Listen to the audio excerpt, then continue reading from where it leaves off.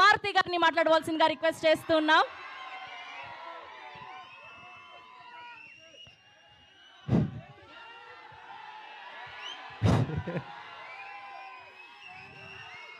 జై rebel star.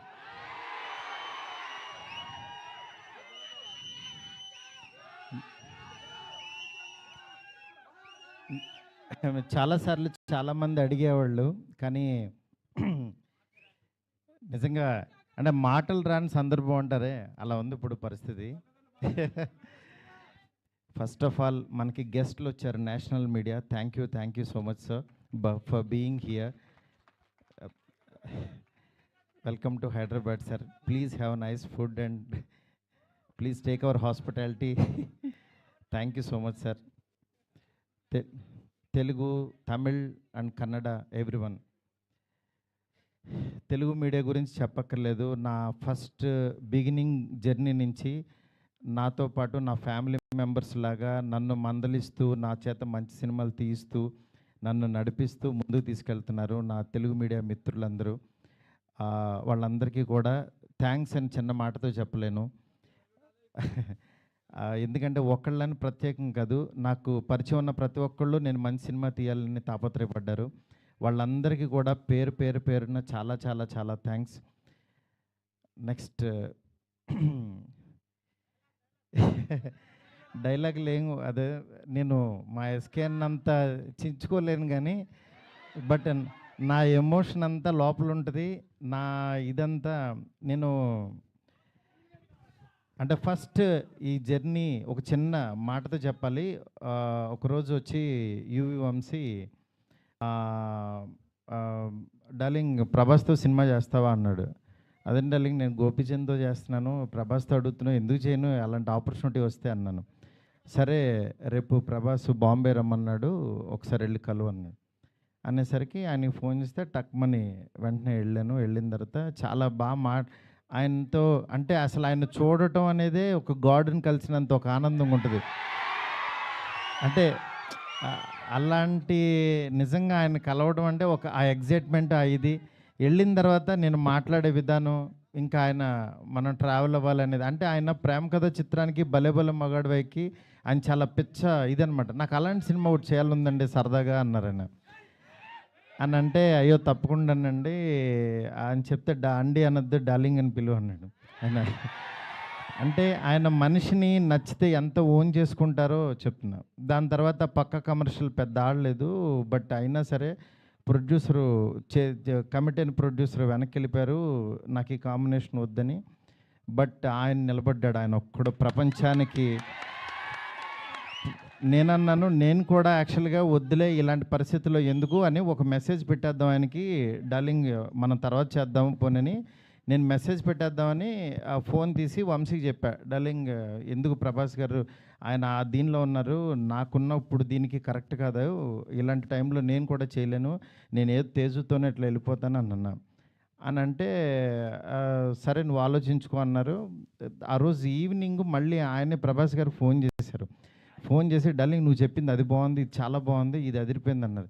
ఈయన ఇంత నమ్ముతున్నాడు ఏంటి అసలు నన్ను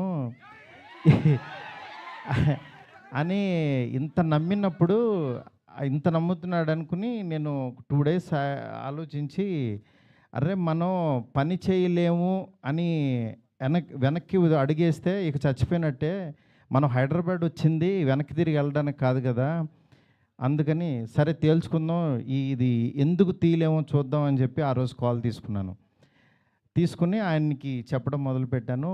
దాని తర్వాత అలా ఈ రాజ్యసభ ఇలా అయింది.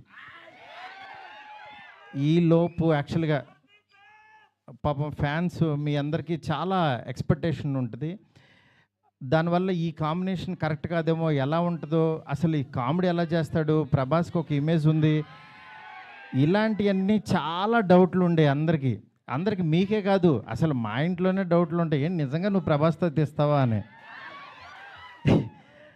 కానీ నేను నా పెన్ను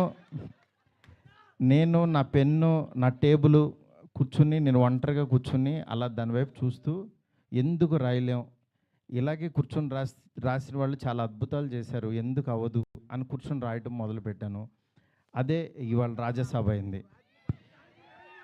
నేను అంటే ఈరోజు చాలా ఎమోషనల్ డే. ఎందుకంటే ఒ అందరూ పాపం ప్రభాస్ గారిని మారుతితో అవసరమా ఈ టైంలో అది ఇది నేను చాలా అడుగుతా ఉండేవాళ్ళు. కానీ ఆయన మీరెవ్వరూ చూడండి నేను తనలో ఒకటి చూశాను మీరు వదిలేసేయండి అనేవాడు. అంటే ఆయన ఆయన ఇవాళ ఇవాళ ఇది టీజర్ లాంచ్ అవుతుంటే రాత్రి 2:00 ఫోన్ చేసి ఒక హాఫ్ అన్ అవర్ మాట్లాడాడు. ఆయన ఫోన్ చేసి డార్లింగ్ ఇది డార్లింగ్ అను చూసా డార్లింగ్ ఇలా అని ఏంటి మీ మీమ్స్ అన్నీ ప్రతి ఒక్కటి షేర్ చేశాను ఆయనకి. మీరు ఒకసారి ఆయన క్యాప్ పెట్టుకుని వెళ్తే రెబల్ గాడ్ పొద్దున్నే లెగ్గంగానే రెబల్ గాడ్ని చూపించావు చాలా థ్యాంక్స్ అని ఎవరో పెడితే ఆ లుక్ ఆయనకి షేర్ చేసి చూపించాను. ఎందుకంటే మీ ప్రతి ఒక్కటి నాకు ఎస్కేని వస్తుంది, ఎస్కేన్ దగ్గర నుంచి నాకు వస్తుంది, నేను ఆయనకి చూపిస్తా. ఇది ఒక ప్రాసెస్ అనమాట మాది. నిజంగా మీ అభిమానం మీ ప్రేమ ఆయన గుండెలు నిండా నింపేసుకున్నారు. కానీ ఎంత ప్రేమ అంటే మీరు అనుకుంటున్నారు మీరు పిచ్చిగా ప్రేమిస్తున్నారని, కానీ మీకంటే 1000 టైమ్స్ ఎక్కువ ప్రేమిస్తున్నాడు మిమ్మల్ని ఆయన. ఆయన కనపట్లేదని ఏదో చిన్న డిసప్పాయింట్ ఉండొచ్చు, కానీ మీకు బెస్ట్ ఇవ్వడం కోసం రాత్రి పగలు ఎంత తాపత్రయపడతాడో నేను కళ్ళారా చూస్తున్నాను. ఆయన ఏది లెక్క చేయరు అసలు. అంటే ఆయన హెల్త్ అని కానీ ఇది కానీ రాత్రి 2ంటికి 3ంటికి వాయిస్ మెసేజ్లు, డార్లింగ్ ఇది ఓకేనా, ఇది బాగుందా, ఏంటి ఇంత పిచ్చేంటి అనుకుంటాను నేను. మంచి సినిమా ఇవ్వాలి నా అభిమానులు మామూలు అభిమానులు కాదు డార్లింగ్, వాళ్ళు ప్రాణం పెట్టేస్తారు డార్లింగ్ అంటాడు ఆయన. అలాంటి అభిమానుల కోసం యాక్చువల్గా మేమిద్దరం కలిసి ఒకటే అనుకున్నాం, డార్లింగ్ వింటేజ్ డార్లింగ్ చూపిద్దాం ఒకసారి. మీ టైమింగ్ ఒకటి ఉంటుంది, ఆ టైమింగ్ని మళ్ళీ ఒకసారి బుజ్జిగాడిని మళ్ళీ టచ్ చేద్దాం. మళ్ళీ ఒకసారి పాన్ ఇండియా బుజ్జిగాడు ఎలా ఉంటాడో రాద్దాం, అలాంటి తీసుకెళ్దాం, ఈ జోనర్ ఎంచుకుందాం అని చెప్పి అలా చాలా అంటే హీరోయిన్స్ లేక డ్రైగా ఉన్న ఆయన లైఫ్కి యాక్చువల్గా ఒకళ్ళు కాదు ఇద్దరు కాదు ముగ్గురిని పెడదాం. ఆయన యాక్చువల్గా సరదాగా డార్లింగ్ ఒక ఇద్దరిని పెట్టగలవా అన్నారు. అంటే ఆయన సలార్లో యాక్చువల్గా ఎవరు లేరు, ఉన్న అమ్మాయి కూడా ఎప్పుడో వస్తుంది, నెక్స్ట్ కలికి కూడా సరదాగా ఎప్పుడో ఒకళ్ళు వచ్చినా వెళ్ళిపోద్ది అదొక వాళ్ళు. నా లైఫ్ అంతా ఆదిపురుషు చూస్తేనే సీతాదేవి ఆవిడెక్కడో ఉంటుంది, ఆవిడెక్కడో ఉంది, కానీ నా దగ్గర నా ఇంట్లో ఎవరు లేరు డార్లింగ్, ఒక ఇద్దరిని పెట్టగలవా అన్నారు. ఆయన అన్న మాటకి నేను పైనుంచి కింద చూసే డార్లింగ్ మీ రేంజ్కి ఒక ఇద్దరేంటి ముగ్గురిని పెడతానన్నా. అలా యాక్చువల్గా ముగ్గురిని తీసుకెళ్ళి ఒక హర్రర్ కొంపలో పెట్టి రొమాంటిక్ ఫ్యాంటసీ నేను చెప్తున్నాను, నేను ప్రామిస్ చేస్తున్నా ఈరోజు ఇది జస్ట్ టీజర్. ఈ వరల్డ్ ఎలా ఉంటుందో మీకు జస్ట్ చూపించామంతే. ఇది trailer cinema you can't imagine, I'm telling. ఎందుకంటే నేను యాక్చువల్గా యాజ్ ఏ ఆర్టిస్ట్గా ఇందాకడ ఒక థియేటర్కి కట్అవుట్ పెట్టారు, అదే థియేటర్ దగ్గర చిరంజీవి గారి యాక్చువల్గా బ్యానర్స్ కట్టేవాడు నేను పెయింటింగ్స్ రాసి. అంటే నేను ఆర్ట్ బ్యాక్గ్రౌండ్ నుంచి వచ్చా, రోడ్డు మీద బొమ్మలు వేసుకున్న దగ్గర నుంచి వచ్చా. నా ఆర్ట్ని 2D యానిమేషన్ చేశా, 3D యానిమేషన్కి వెళ్ళా, అలా చివరికి యాక్చువల్గా ఒక హాలీవుడ్ కంపెనీతో వర్క్ చేసే స్థాయికి వచ్చాను ఈ సినిమాతో. నేను అందుకని చెప్తాను యాక్చువల్గా మీరెవరు దయచేసి టైం వేస్ట్ చేసుకోవద్దు, ఎవరు హార్డ్ వర్క్ చేయండి, డెఫినెట్గా వన్ డే మీది అవుతుంది. ఈరోజు నాది, తర్వాత రోజు మీది. అంతేగాని నేనేదో సాధించేసానని కాదు, నేను ఒక ఎగ్జాంపుల్ అని చెప్తున్నాను మీకు అంతే.